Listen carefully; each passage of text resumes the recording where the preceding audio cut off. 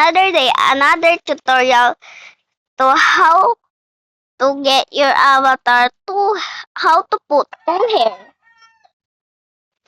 Like me. Like this. You want this or you don't?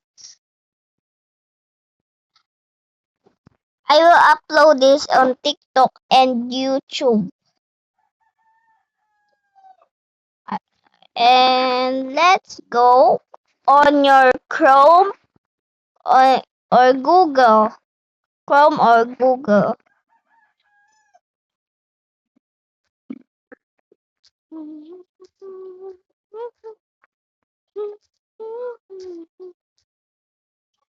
If you're here, search Roblox cam.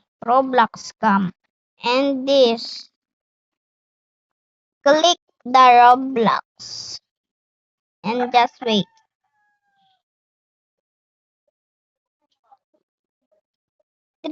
Click the three lines, desktop,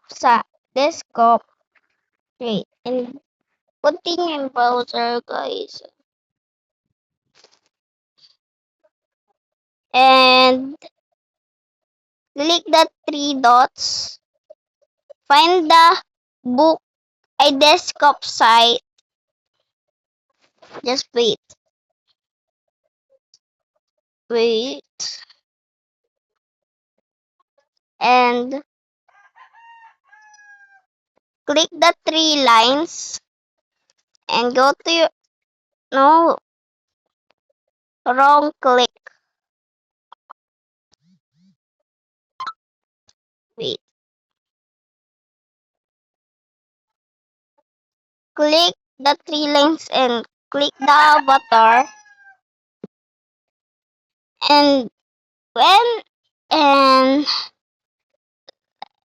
this one, let me just wait.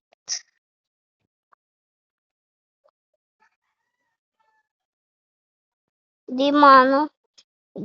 Dun sa head and bodies, pindutin yung hair.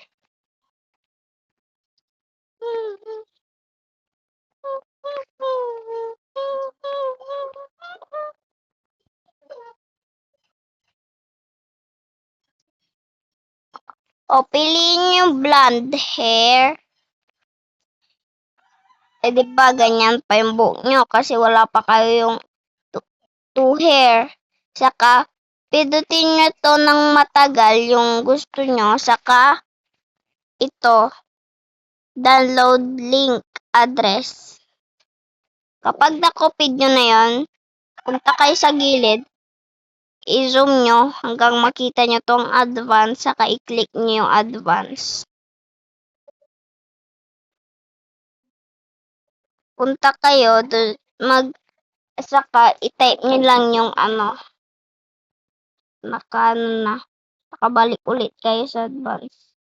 Saka save nyo, yan save na naman.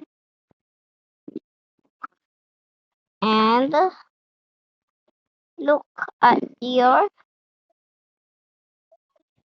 hair. It's now like this.